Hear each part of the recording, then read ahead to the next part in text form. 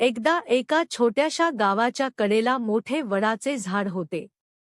त्या झाडावर एक गोड चिमणी राहायची. ती रोज सकाळी किलबिल करत उठायची आणि सगळ्यांना आनंद द्यायची. त्याच झाडावर एक कावळाही राहत होता. कावळा हुशार होता, पण थोडासा आळशी आणि गर्विष्ठही होता.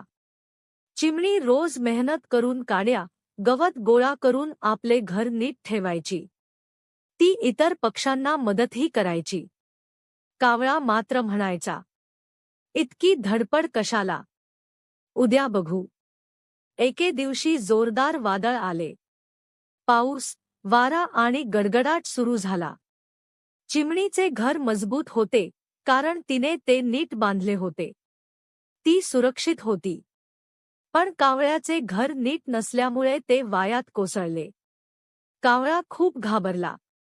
तो उडतुडत चिमणीच्या घराजवळ आला आणि म्हणाला, चिमणी, मला माफ कर. मी आळशीपणा केला. आज मला मदत कर. चिमणीने काहीही विचार न करता कावळ्याला आपल्या घरात आश्रय दिला. वादळ थांबेपर्यंत ती त्याच्या सोबत राहिली. कावळ्याला आपल्या चुकांची जाणीव झाली. दुसऱ्या दिवशी कावळा म्हणाला, आजपासून मी मेहनतीने काम करीन आणि कोणाचा अपमान करणार नाही. त्या दिवसापासून कावळा मेहनती झाला. तो चिमणीसारखा सगळ्यांना मदत करू लागला. दोघेही चांगले मित्र झाले आणि आनंदाने राहू लागले. बोध: मेहनत आणि नम्रता नेहमीच उपयोगी पडते, तर आळस आणि गर्व संकटात टाकतात.